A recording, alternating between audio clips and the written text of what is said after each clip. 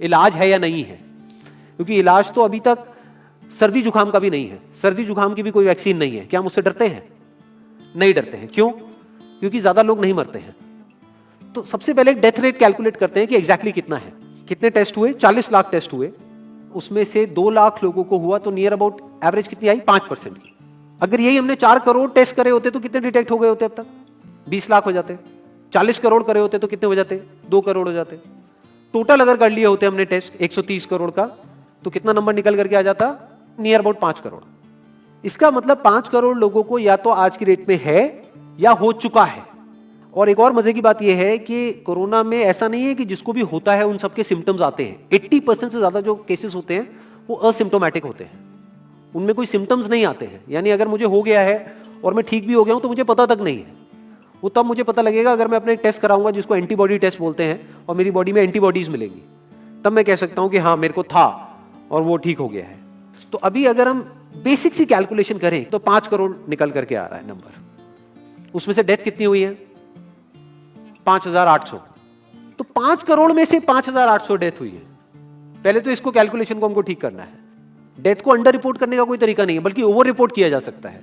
Over report कैसे? For example, आपकी body में टेस्ट हुआ, आपकी बॉडी में मिला कोरोना वायरस, लेकिन आपके अंदर पहले ही बहुत सारी प्रॉब्लम्स चली रही थी, तब भी आपकी किसी ना किसी वजह से डेथ होने ही वाली थी। बट क्योंकि ये कोरोना आया आपकी बॉडी में, इस वजह से आपकी डेथ हो गई, तो ये ट्रिगर कर गया। तो ये जो 5800 का नंबर है, ये इससे कम तो हो सकता है, इससे ज्यादा होने के चांसेस बहुत कम है। बट एक बार को हम मान लेते हैं कि इतना ही है नंबर, ना कम है ना ज्यादा है, तो कितनी परसेंटेज निकल करके आई? 5 करोड़ में से अगर 5800 डेथ्स हुई हैं तो क्या परसेंटेज निकल करके आई? Near about 0.01%। ये उससे बहुत कम है जितनी डेथ्स हमारे यहां पे होती हैं रोड एक्सीडेंट की वजह से। हर साल की अगर हम एक कैलकुलेशन देखें तो 1.5 लाख से ज्यादा डेथ हो जाती है इंडिया में रोड एक्सीडेंट्स की वजह से। हर 4 मिनट में एक डेथ होती है रोड एक्सीडेंट की वजह से। और अगर अभी आप देखोगे सड़कों पे एक बहुत ही फनी चीज नजर आ रही है। 2 व्हीलर पे जा रहे हैं, मास्क सबने लगाए हुए हैं, कभी भी नोट करना इस चीज को। हेलमेट नहीं पहने हुए, हेलमेट बहुत कम लोगों ने पहने हुए हैं। इससे हमको क्या समझ आ रहा है? क्या ये समझदारी है, बेवकूफी है? क्योंकि हेलमेट ना लगाने की वजह से उनके मरने के चांसेस उससे बहुत ज्यादा है, कई गुना ज्यादा है जितना कि कोरोना से मरने के उनके चांसेस है। तो ये डर है जो चारों तरफ फैल रहा है, और मीडिया डर को और बढ़ाता चला जा रहा है। और क्योंकि सही इंफॉर्मेशन किसी के भी पास में नहीं है, या सही कैलकुलेशन किसी के पास में नहीं है, ये जो अभी हम कर रहे हैं इसको मैथमेटिकल मॉडलिंग बोलते हैं। यानी एक डेटा को देख करके एक मॉडलिंग करी जाए और फिर समझा जाए कि एक्चुअल में जो सही डेटा है वो क्या है। ये नहीं कि लिमिटेड डेटा के बेस पे हम कोई भी कंक्लूजन ड्रॉ कर लें और उसके बेस पे डरते रहें। तो अगर इसका डेथ रेट 0.01% है तो हम सब इतना डर क्यों रहे हैं?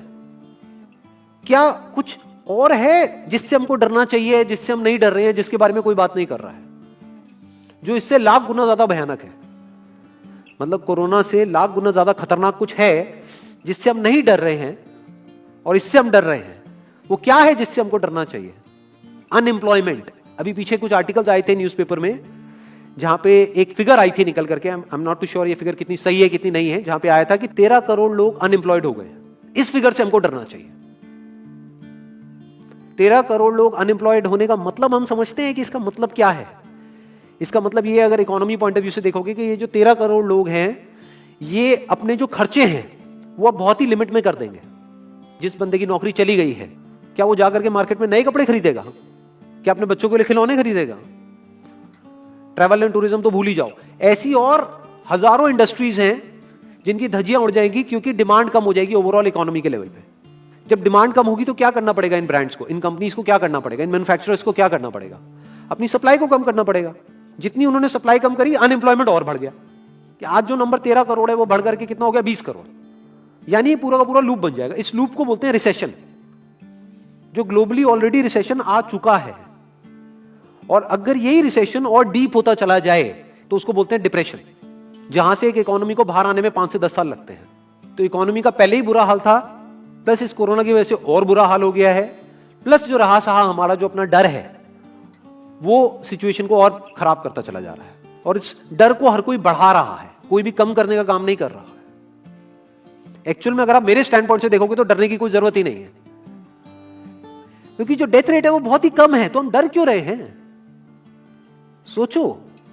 बस इसलिए कि डेथ नहीं होनी चाहिए। अगर यही हमारा ऑब्जेक्टिव है कि डेथ नहीं होनी चाहिए, मतलब हम कहते हैं कि किसी की डेथ नहीं होनी चाहिए, तो फिर तो लॉकडाउन परमानेंट हो जाना चाहिए, सड़कों पे निकलना ही नहीं चाहिए, क्योंकि सीधा सीधा 1.5 लाख डेथ बचेंगी। 1.5 लाख लोग जो हर साल एक्सीडेंट में मरते हैं, उनको हम बचा सकते हैं ना, उनकी लाइफ बच जाएगी। परमानेंट कर दो लॉकडाउन को। कैसा है आइडिया? ये बिल्कुल ऐसा है जैसे मैंने एक आदमी की एक कहानी सुनी थी, उसके घर में एक चूहा घुस गया, तो उस चूहे को उसने पकड़ने की बड़ी कोशिश करी, लेकिन वो चूहे को नहीं पकड़ पाया। तो एंड में उसने क्या किया, घर पे आग लगा दी, अपने घर में आग लगा दी। उसके बाद भी चूहा तो बच करके निकल गया, घर चला गया, घर जल गया। यही हालत है इसकी, कोरोना की। इस डर को हमको खत्म करना पड़ेगा, तब जाकर के इस प्रॉब्लम का एक्चुअल में सॉल्यूशन निकलेगा, जो रियल प्रॉब्लम है। और रियल प्रॉब्लम कोरोना नहीं है। रियल प्रॉब्लम क्या है? हमारी जो इकोनॉमी है। रियल प्रॉब्लम क्या है? अनएम्प्लॉयमेंट। तो इस वीडियो के थ्रू मैं अपनी एक हम्बल रिकमेंडेशन देना चाहूंगा गवर्नमेंट ऑफ इंडिया को, या जो भी लोग एक पर्टिकुलर पोजीशन पे हैं उन लोगों को, कि हमको टेस्ट करने कम करने हैं, टेस्ट बढ़ाने नहीं है। अभी हम गलती क्या कर रहे हैं? टेस्ट बढ़ाते चले जा रहे हैं, जिसकी वजह से केसेस बढ़ते चले जा रहे हैं, जिसकी वजह से डर बढ़ता चला जा रहा है। गवर्नमेंट क्या एक क्राइटेरिया नहीं बना सकती कि जो क्रिटिकल केसेस है बस उन्हीं का टेस्ट करो, क्योंकि उन्हीं को हॉस्पिटल में एडमिट करने की जरूरत है, तो उन्हीं का टेस्ट होना चाहिए ना। जो वैसे ही ठीक हो रहे हैं, अपने आप ही ठीक हो रहे हैं, जिनको माइनर सिम्टम्स हैं और वो खुद ही ठीक हो रहे हैं, उनका टेस्ट करने की क्या जरूरत है? उससे तो पैनिक और बढ़ेगा। अगर टेस्ट कर भी दिया तो हम करने क्या वाले हैं? उनको क्या हॉस्पिटल में एडमिट करने वाले हैं? नहीं, घर पे क्वारंटाइन करने वाले हैं। अभी जो क्वारंटाइन वाला फंडा है, ये भी जब बेस छोटा होता है तब तो काम करता है, जब करोड़ों में हो जाता है तब काम नहीं करता है। मैं अगर एग्जांपल से समझाने की कोशिश करूं, जो मेरी थॉट प्रोसेस है उसको इमेजिन करो। ये एक ऐसी सिचुएशन है कि हम एक घर में है और चारों तरफ से बाढ़ आई हुई है, और ये जो घर है हमारा वो ऐसा है, इसको इमेजिन करो, जहां पे हजारों दरवाजे हैं। तो हम क्या करें, इसमें से एक दरवाजे को पकड़ लें और उसी को पक्का करते चले जाएं। ये है क्वारंटीन, और बाकी के हजारों खुले पड़े हैं। एक को हम पक्का करते चले जा रहे हैं, क्योंकि यहां से पानी अंदर नहीं आना चाहिए। इंडिया की पॉपुलेशन क्या है? 130 करोड़। टेस्ट कितने हुए हैं अभी तक? 40 लाख।